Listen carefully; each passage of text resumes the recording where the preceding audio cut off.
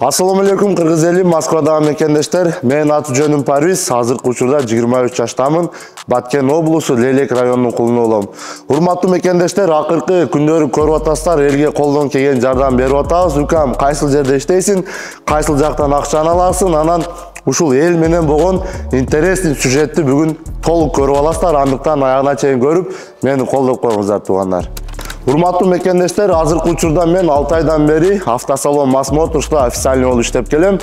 Бул жерде урматтуу мекендештер, сиздер өзүңүздөр каалаган машинени келип бесперначальный взнос менин атымдан келе турган болсоңуздар, көптөгөн скидкаларды аласыздар. Андан сырт автосалонго келишиңиздер менен Жамбул менин досум сиздерди күтүп алат. Ушул жерде баштан аягына чейин сиздерге жардам берет. Документ жагынан сиздерди эч ким алдабайт.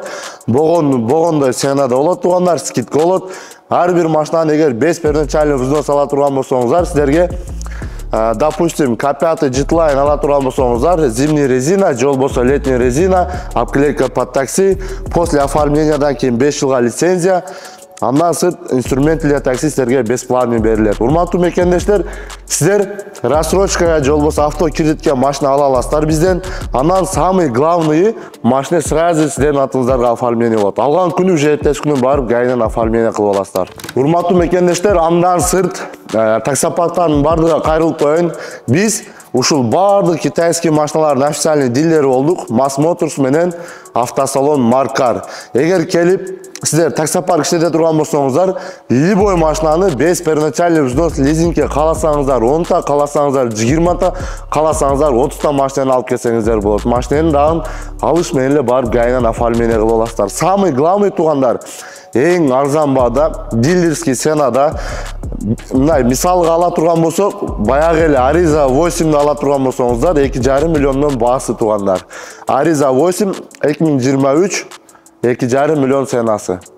Андан сырт урматтуу мекендештер, кимде ИПС боло турган болсо, же вид на жительствосы боло турган болсо, келип любой машинаны лизингке алып кетсеңиздер боло берет. Лизингке дагы бир жолу айтып коеюн, каалаган машинаңыздарды бесперначальный алсаңыздар болот. Анан самый минимальный ценада болот. Ariza 8дер любой жерде 3 миллион 800, 4 миллион болот наличный ценасы. Эгер лизинг ала турган болсоңуздар, баасы 2,5 миллиондон туугандар. Любой таксопарк болсо таксопарк, физлицо болсо дагы, ИПС болсо болду, келип, ушинтип кыргыз паспортко дагы вид на жительствого лизинг алып кетсеңиздер боло берет. Андан сырт коммерческий машиналарды алсаңыздар болот. Любой грузовой машинаны келип эми бүгүндөн баштап буюрса лизинг алып кетсеңиздер боло берет. Лизинг алганда дагы ГАИга бар өзүңүздөргө оформление кылып аласыздар. Урматтуу мекендештер, анан бир адамга кааласаңыздар 5 машина алсаңыздар дагы боло берет. Физлицого мисалы авто кредитке алам десеңиздер, кааласаңыздар корейский машиналарды, кааласаңыздар китайский машиналарды, өзүңүздөргө жаккан машинаны келип бир адамга 5 машинаны бир күндө чыгарып кетсеңиздер болот. Кече мисалы Жамбул бир эжекебизге 5 машина берди. Өздөрү тандап тууган уруктары болуп, бул жерден алганын себеби арендадан выгодный түшүп атат. Анан бул жерде туугандар эч кайсы машина таксиде иштеген эмес. Машинаны келип текшерип көрүңүздөр. Бир да машинада ДТП'сы жок. Один хозяин, минимальный пробег. Кааласаңыздар масло машиналар дагы бар. K5-ларында маслолары, дубайский бар туугандар, казакстанский сборкадагы машиналар бар. Ушул жерде бир нерсени айтып коеюн, эртең 1 апрелден билесиздер, утилсбор дагы көтөрөт экен, Кыргызстандан келген машиналар жабат экен. Бирок ошол 1 апрелге чейин буюрса салондо ошол эски ценада болот. 1 апрелден кийин дагы ценалар көтөрүлөт туугандар. Машинанын ценалары именно корейский машиналардын ценалары дагы бир сыйра көтөрүлөт экен. Урматтуу мекендештер, мен кайсыл жерде иштегенимди билип алдыңыздар, кайсыл жердин кулу экенин билип алдыңыздар. Таанышканымдан курсанмын. Эгер Москва жергесинде ушундай машина керек боло турган болсо, келе бересиздер. Өзүңүздөр көргөндөй любой машина бар биздин салондо, эконом класстан бизнес класска чейин. Андан сырт ушул видеону группаларга дагы бардыгына таштап коюңуздар, именно таксопарктарга. Лизингке машина алып чыгамын, любой машинаны аламын, бирок кантип алам, кээ бир жерде первоначальныйды көп сурап атат дей турган болсо, бизге кайрыла бересиздер. Лизингке эми биз любой машинаны без первоначальный взнос сиздер каалаганча, мисалы 20 штук алам десеңиздер, 20 штукту биз одобрение кылып алып беребиз. Өзүңүздөр каалагандай кылып иштете бересиздер машинаны. Анан обязательно договордо машинаны таксиге иштетсе болот деген пункттары болот. Самый главный туугандар, экранда лизинг боюнча только мына номер болот, лизинг боюнча жазасыздар, коммерческий грузовой боюнча мына маркар Мухаммедке чаласыздар. Эгер калган любой машина керек боло турган болсо, мына эконом класстан бизнес класска чейин, грузовойлорго чейин керек боло турган болсо, 44-15 аягы авто боюнча чала бересиздер. Жамбыл ушул жерде. Элементарный туугандар, эгер келе турган болсоңуздар, сиздер сурайсыздар да, Парвиз канча убакыт кетиши мүмкүн, канчалык бул ишеничтүү дешиңиздер мүмкүн. Ушул нерсеге жооп берип коеюн. Келиңиздер менин аркамдан. Сиздер салонго келгенде эле туугандар, азыркы учурда жабык, кечке маалына элдер кеткенден кийин тартып атабыз. Күндө ушул жерде кыргыздар толтура. Болбоду дегенде 3-4 машинаны алып кетип атышат. Главный ходдон киргенде туугандар ушул ресепшнге келесиздер. Бул жерде келиңиздер отурган болот, бир орус кыз отурган болот.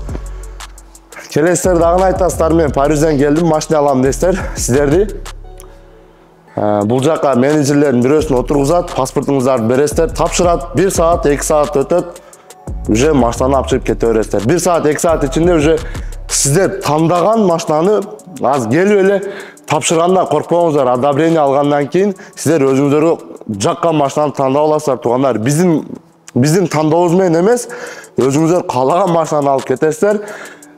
Ден в день келесиздер, бир 2-3 саат убагыңыздар кетет. Эгер баардыгы жакшы, мамлекеттен акча алып качпай төлөбөй койбогон болсоңуз эле келип Куда кааласа машинаны алып кетесиздер. Кыргыздар жаңы машина десе кандай жакшы туугандар. Эски машиналарды таштайык.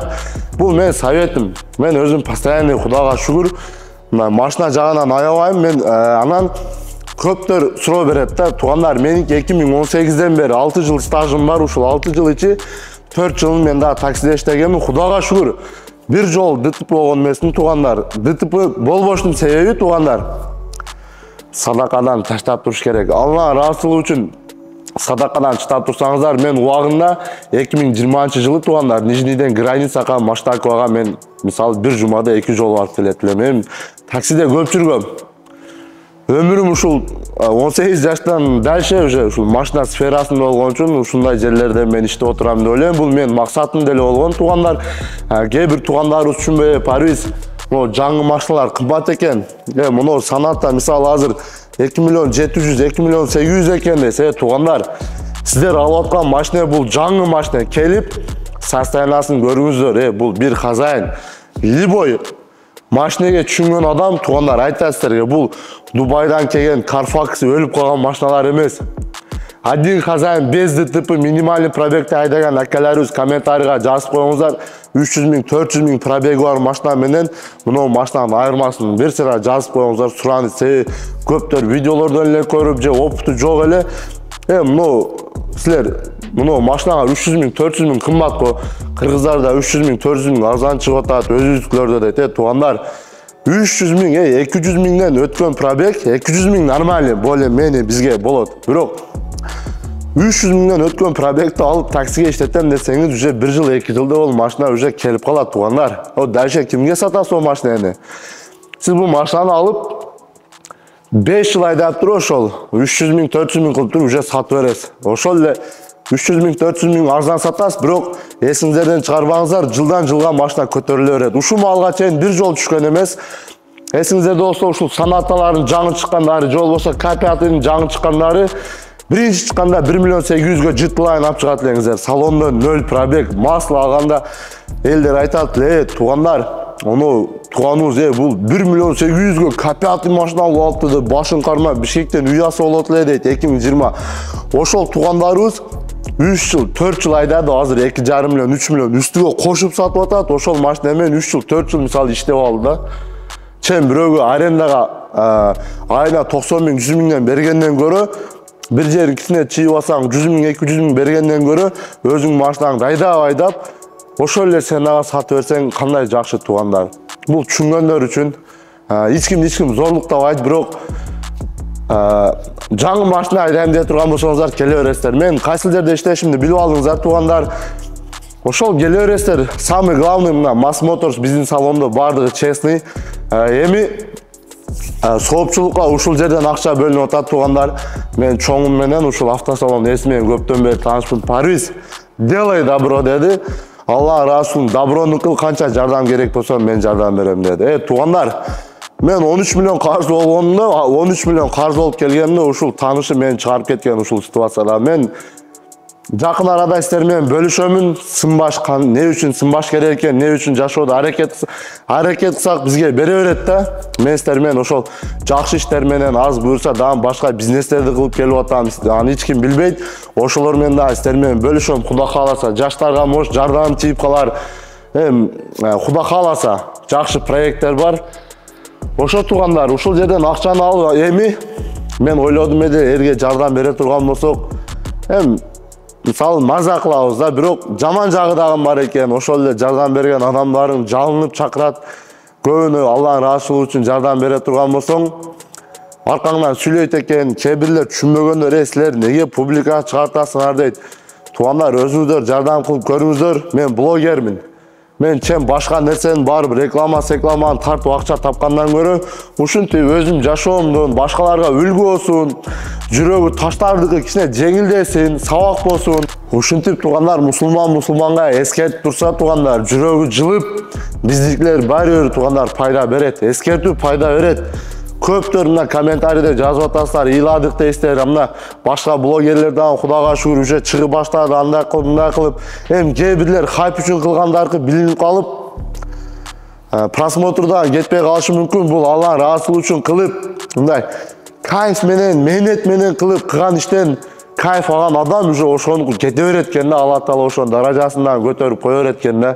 Биз менен чогултура бересиздер туугандар. Кудай кааласа ушул эртең жазга жакын өтө жакшы проекттерибиз бар. Анан туугандар, группаларга полный таштап коюңуздар. Эгер каналда ушул айдын акырга чейин туугандар 100 000 кыла турган болсок, 2 адамга Кудай кааласа умрага мен атымдан ушул өзүмдүн подписчиктерим арасынан прямой эфир кылып туруп тандайбыз дагы туугандар. Кудай кааласа умрага 2 адам жөнөтөбүз. Кудай кааласа иншалла.